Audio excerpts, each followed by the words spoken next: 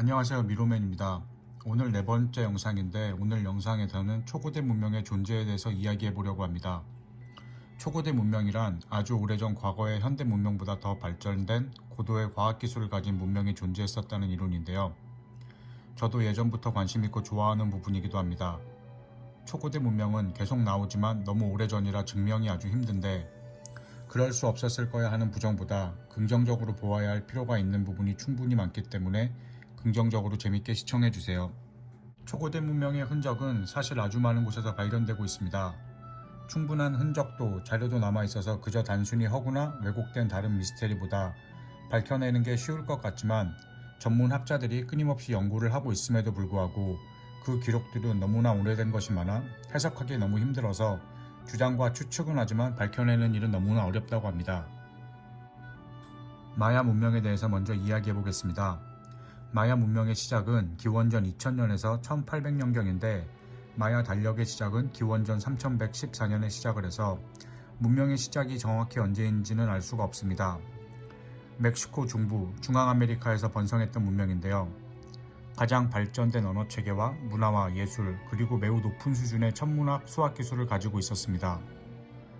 수학의 숫자 0이라는 개념을 가장 처음 알았고 마야인들이 태양력에서 1년은 365일, 지금의 달력과 비교해도 오차가 없습니다. 달의 운행과 금성의 주기 또한 현재와 비교해도 오차가 없이 알고 있었고 숫자 0의 사용만 하더라도 인도보다 300년, 아라비아 상인보다도 700년 정도 앞섰다고 합니다. 또 굉장히 놀라운 점은 그 당시에 뇌수술을 실행했던 흔적이 발견되었는데요.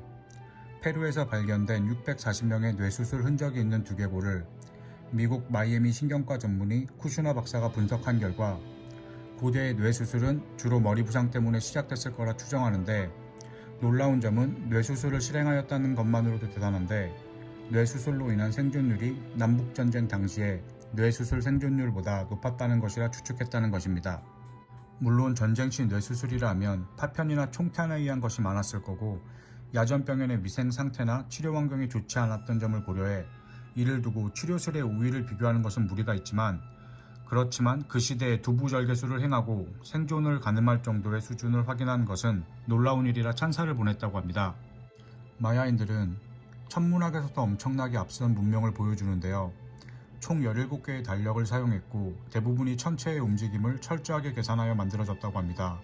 달의 주기 28일, 태양의 주기 365일, 금성의 주기 584일을 알고 있었고 너무 정확해서 마야의 달력은 우주력 또는 은하력으로 불리기도 합니다.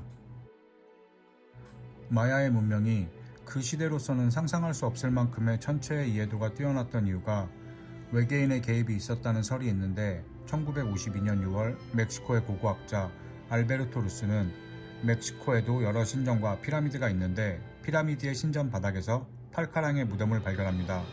그 석관에는 마치 기계적인 구조의 비행체를 조작하는 듯한 조각이 발견되기도 하였습니다. 마야의 문명 외에도 너무나 유명한 아틀란티스 역시 초고대 문명설을 가지고 있습니다. 과거의 존재에 엄청나게 발전한 문명을 이루고 바닷속으로 가라앉았다고 전해지는 전설의 땅인데요. 이 땅에 대한 이야기는 그리스의 철학자 플라톤의 저서 크리티아스에서 처음으로 언급되었습니다. 플라톤은 자기 가문의 할아버지였던 솔론이 이집트에서 만난 고위 사제와 세계 종말과 고대 문명에 관한 이야기를 나누었으며 훗날 플라톤이 기록한 것인데요. 하지만 이걸 직접 듣고 옮긴 것이 아니라 집안에서 전해져 내려오는 솔론의 전언을 약 150년 후 태어난 플라톤이 듣고 기록했다는 것입니다. 플라톤에 따르면 아틀란티스는 해상국가로 기원전 9600년경 서유럽과 아프리카의 여러 지역을 점령하였고 엄청난 부와 권력, 능력을 갖춘 곳이었습니다. 오늘날의 아틀란티스 하면 공상과학이나 소설, 만화에서도 등장할 만큼 사라져버린 초고대 문명으로 표현되고 있습니다. 아틀란티스의 묘사는 특이하게도 원의 모양의 여러 개의 외섬과 하나의 중앙섬이 바다와 연결된 원형으로 운하에 둘러싸인 채 중앙섬까지 연결이 되어 있다고 합니다. 일종의 낙원처럼 표현하였고 금을 입힌 첨탑이 있고 모든 건물이 은으로 뒤덮인 매우 부강한 나라였고 특히 건축 양식에서 뛰어난 면모를 보여주었다고 합니다. 현재까지 아틀란티스를 믿고 사라진 대륙을 찾고자 하는 사람들이 많이 있는데요. 아틀란티스는 단순한 우화이며 플라톤의 도덕적 교훈이나 이념을 나타낸 것이다 라는 일반적인 견해와 달리 실제로 존재하였고 어디로 사라진 것인지를 현재까지 찾지 못하는 이유가 우리가 전혀 잘못된 것을 찾고 있기 때문이다라는 주장이 있는데요. 그 주장은 아틀란티스가 바로 사하라의 눈이라는 것입니다. 사하라의 눈이란 아프리카 북서부 해안을 따라 모리타니 중앙부에 있는 원형 지형입니다. 이 지형의 존재를 인류는 수천 년 동안이나 알지 못했다고 합니다. 그냥 땅에서 본다면 너무 넓기 때문에 설사 그곳에 서 있다 해도 전혀 인지할 수가 없고 우주의 위성에서나 확인이 가능할 정도라고 합니다. 그렇다면 이곳을 사라진 대륙 아틀란티스라고 주장을 하는 이유는 무엇일까요? 플라톤이 묘사한 아틀란티스의 크기와 너무나 일치했고 플라톤은 아틀란티스가 현대의 계산법으로 환산하면 23.49km라 하였고 실제 사하라의 눈을 측정하면 24km입니다. 또한 주변 환경과 조건 또한 책의 묘사와 유사한데 아틀란티스에 관한 기록에 아름다운 산들과 접해 있다고 표현하였는데 사하라의 눈 역시 산들과 접하고 있어 사하라의 눈이 아틀란티스의 위치라 주장하지만 아틀란티스의 흔적이라며 추측하는 곳도 많고 전해져 내려오며 짜집기 된 부분도 굉장히 많다고 합니다. 그렇다면 사하라의 눈이 생겨난 이유를 찾아낸다면 실마리를 찾을 수 있을 것 같은데요. 하지만 사하라의 눈 역시 과학자들도 이렇다 할 생성 원인을 설명하고 있지 못합니다. 운석에 충돌설이 있지만 도명태 때문에 소행성 충돌로 인한 크레이터라 예측했으나 운석 충돌로 인한 변성함이 발견되지 않았고 화산 분출설 역시 화산암이 발견되지 않아 이 주장도 힘을 얻지 못했습니다. 그럼 정말 사하라의 눈이 전설의 사라진 대륙 아틀란티스인 건 아닐까요? 초고대 문명하면 오파츠에 대해서도 이야기를 해야 하는데 오파츠란 시대를 벗어난 시대에 맞지 않는 유물을 의미하며 오래전에 만들어진 것인데 시기상 당시의 기술력으로 만들기 불가능했을 법한 물건을 일컫는 말입니다. 페루에는 나스카 일대의 땅에 거대한 그림들이 그려져 있는 곳이 있습니다. 그림들은 거미, 고래, 원숭이, 거인 등 30개 이상, 그리고 소용돌이, 직선, 삼각형, 아니면 기하학적 무늬들이 140개 이상 그려져 있고 최대 300m 크기로 매우 거대하기 때문에 하늘에서나 완전한 그림 형태를 볼 수 있는 곳인데요. 기원전 300년경에 그려진 것이라고 하는데 믿을 수 없을 만큼 크고 정교해 이 역시 오랜 시간 초고대 문명의 근거로 주장되고 있습니다. 이 그림들은 실제 당시 유물로 발견된 나스카인들이 사용했던 자기들에도 나스카의 지상화로 유명한 새 그림이 발견되기도 하였습니다. 이러한 그림들이 왜 그곳에 그려져 있는지 많은 의견들이 있었는데요. 나스카의 천문학적 용도일 것이라 추측했고 일부에서는 공중에서만 그림의 전체 모습을 파악할 수 있으니 외계인의 우주선 착륙을 위한 표지판일 것이라는 추측도 있습니다. 그럼 의문점들이 생기는데 그 당시 이렇게 거대한 그 그림들을 그것도 하늘에서나 내려다봐야만 보이는 그림을 어떻게 그릴 수 있었을까요? 그리고 그토록 오랫동안 특별한 기술 없이 그려진 그림이 어떻게 아직도 남아있을 수 있었을까요? 제작 방법은 의외로 간단했다고 합니다. 나스카 고원의 지표면이 하얀색의 석회질 토양 위에 검은색 돌로 얇게 덮여져 있는 형태여서 검은색 돌만 치워낸다면 선을 그을 수 있다고 합니다. 하지만 미스테리인 점은 어떻게 저렇게 큰 그림을 그릴 수 있었는가라고 합니다. 그렇다면 그림이 아직도 지워지지 않는 이유는 무엇이었을까요? 지역의 특성 덕분에 간단히 그려진 그림이 10,000년 정도 남을 수 있었는데 비가 거의 내리지 않고 바람이 약했기 때문이라고 합니다. 여담으로는 1955년 페루 정부가 나스카 지상화를 모두 수몰시켜버리려 한 적이 있었는데 독일의 학자인 마리아 라히에가 반대하며 이를 막아낸 일이 있었습니다. 마리아 라히에는 1940년대부터 페루에 거주하며 나스카 지상화를 연구하는 데 평생을 바쳤다고 합니다. 1979년엔 페루 정부로부터 훈장을 받았고 훗날 그녀의 생일이 페루의 국경일로 지정되었으며 살던 집 또한 박물관으로 보존되어 있다고 합니다. 하지만 현대에 와서는 페루 정부의 부패와 기업들의 사업적 비리로 도로 건설 등의 이유로 나스카 지상화가 많이 사라져간다고 하는데 오랜 시간 힘들게 지켜온 만큼 훗날에도 영원히 잘 보존될 수 있었으면 좋겠습니다.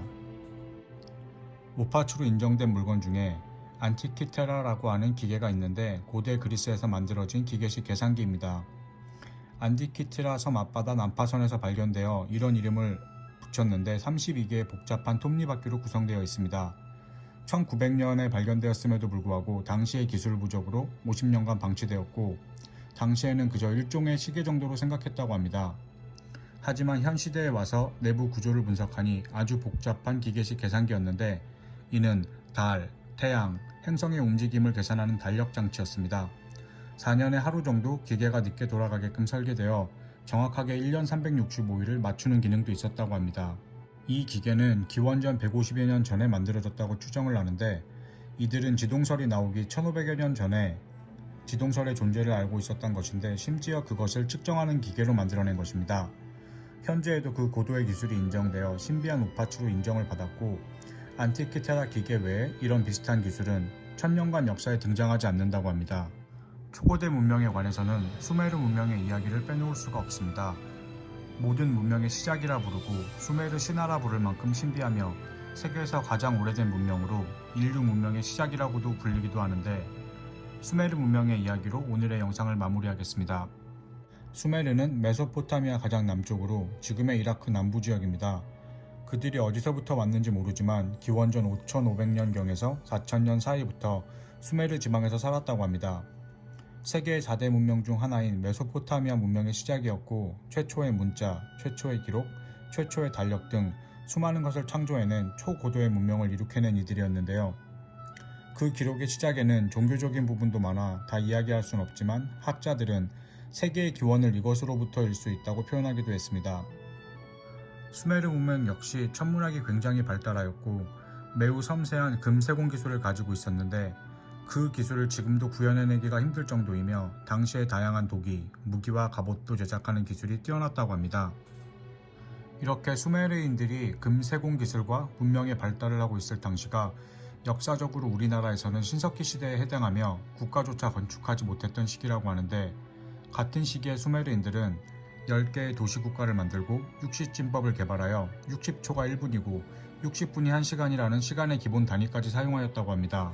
또한 의학에서도 아주 높은 수준의 기록이 있는데 지금의 백내장 수술을 실행할 정도로 높은 의학 기술을 가지고 있었고 태양계 행성들에 대해서도 이미 알고 있었는데 점토판에 우리 태양계에 12개의 별들이 존재한다고 기록해 놓기도 하였습니다.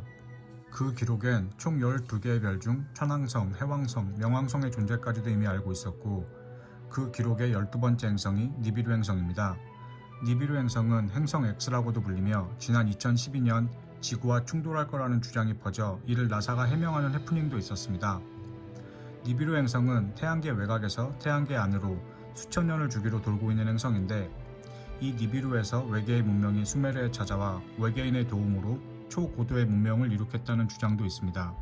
수메르인들의 점토판에는 아눈나키라고 하는 신들에 대한 기록이 있는데 하늘에서 내려온 사람들이라 묘사되어 있습니다. 중동의 학자 제카리아는 우리가 우주선을 타고 지구에서 달을 갈 수 있는 것처럼 고대의 다른 행성의 우주인이 지구에 왔었다는 것을 믿지 못할 이유가 없다라고 말을 하며 수메르의 모든 성취는 하늘로부터 왔다는 말에 힘을 실기도 했습니다. 하지만 그 말이 전혀 이상하지 않은 것은 수메르인들은 만안경도 없이 태양계를 파악하였고 더군다나 천왕성, 해왕성, 명왕성을 정확하게 알고 있었습니다. 하지만 이는 만안경이 없이는 관찰이 불가능했다고 하는데요. 천왕성은 1781년이 되어서나 인류가 발견할 수 있었고 해왕성과 명왕성도 1846년과 1930년이 되어서나 발견할 수 있었다고 합니다.